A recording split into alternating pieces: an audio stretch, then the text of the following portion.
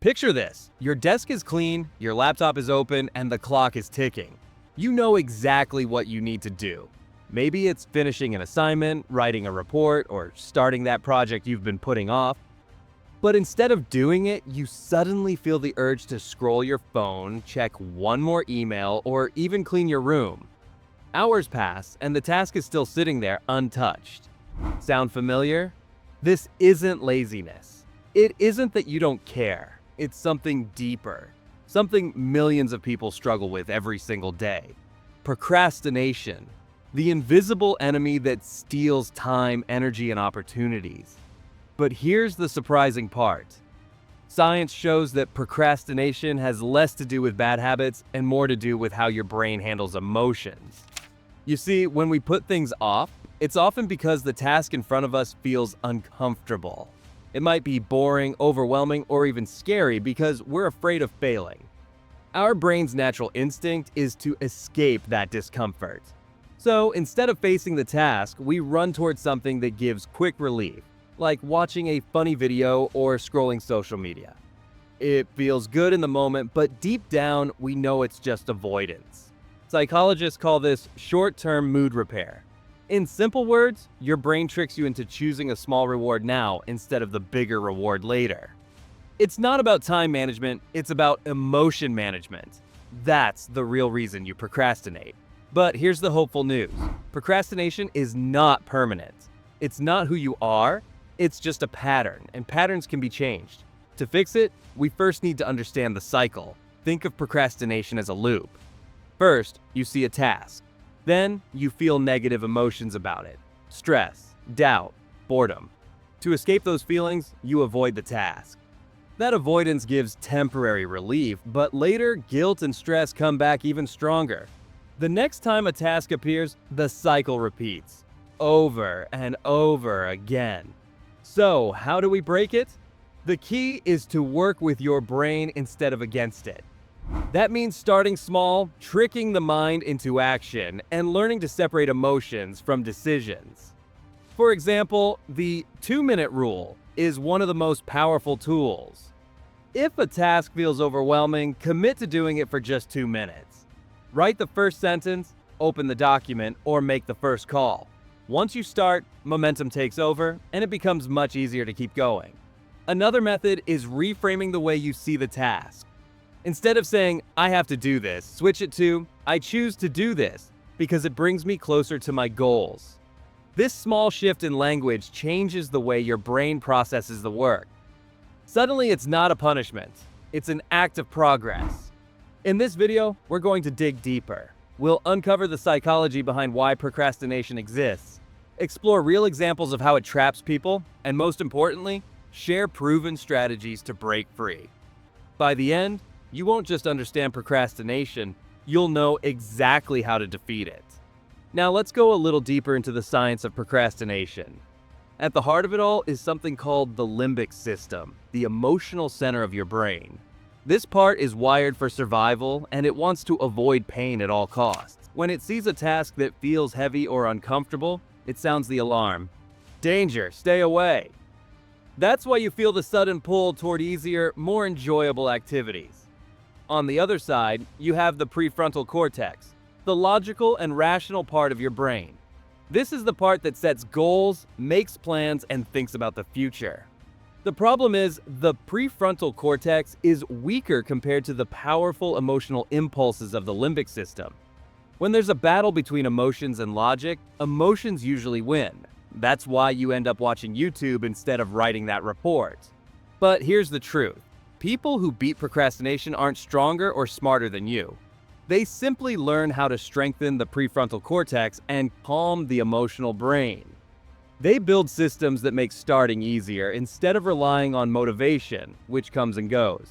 Let's take an example. Imagine you need to write a 10-page essay. Thinking about the whole essay might feel overwhelming. Your brain instantly reacts with stress. That's too big.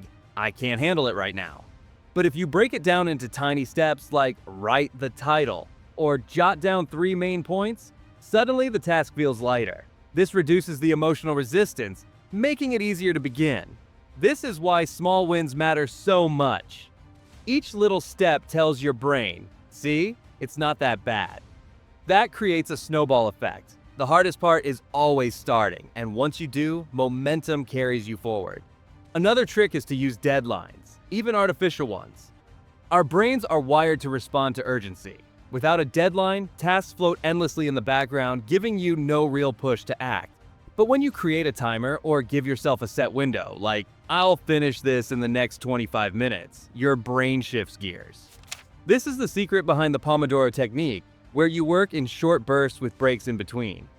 It tricks your brain into seeing the task as less painful and more achievable. Of course, emotions still creep in. Fear of failure, perfectionism, or even self-doubt can freeze you before you start. One way to fight this is to lower the stakes. Tell yourself, this doesn't have to be perfect, I just need a first draft. Often, once the pressure of perfection is removed, your brain relaxes and you get moving. Procrastination also thrives in unclear environments. If your goals are vague, like be more productive, your brain doesn't know where to begin. Clarity is your weapon here. Replace vague goals with specific ones. Instead of exercise more, say walk for 15 minutes after lunch. Instead of work on my business, say write 3 ideas for a new product today. Specific goals give your brain a clear starting point, which reduces the urge to procrastinate. Remember, procrastination isn't about laziness. It's your brain trying to protect you from discomfort. Once you learn to outsmart it, you'll find that starting tasks isn't as hard as it feels. Now that we understand why procrastination happens, let's talk about how to actually fix it in real life. The first step is awareness. You need to notice when you're slipping into the procrastination loop.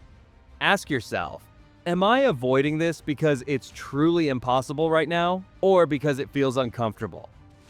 Most of the time, the answer will be discomfort, and once you name it, you can face it. The second step is to make starting so small that your brain can't say no. This is where tools like the 2-minute rule, breaking tasks down, or setting microgoals come in. For example, instead of planning to write a book, tell yourself, I'll write 1 paragraph. Instead of promising to get fit, say, I'll do 5 push-ups. These tiny actions trick your brain into motion, and motion leads to momentum. Third, remove temptations. Procrastination feeds on distraction. If your phone is nearby, if notifications are buzzing, or if your desk is messy, your brain will grab any excuse to escape.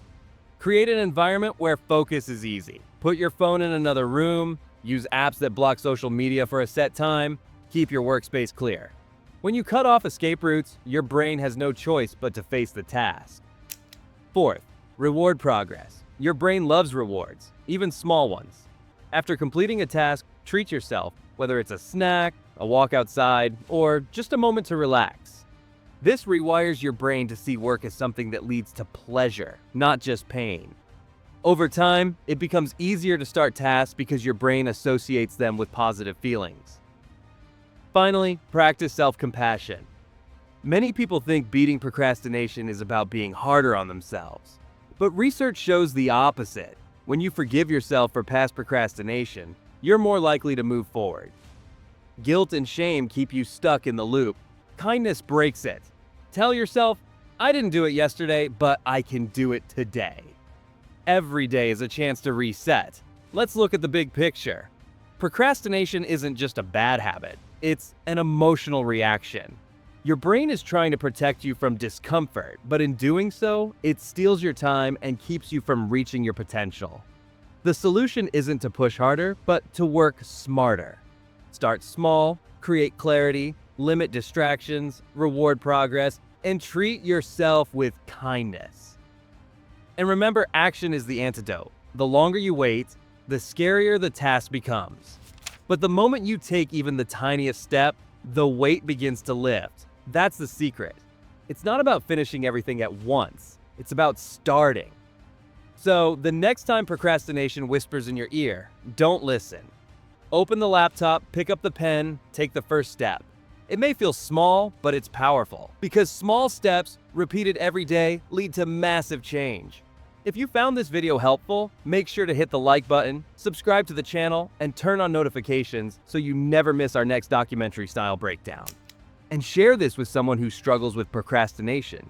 They might just need this message today. Remember, the real reason you procrastinate isn't because you're lazy, it's because you're human. And once you understand how your brain works, you have the power to change it.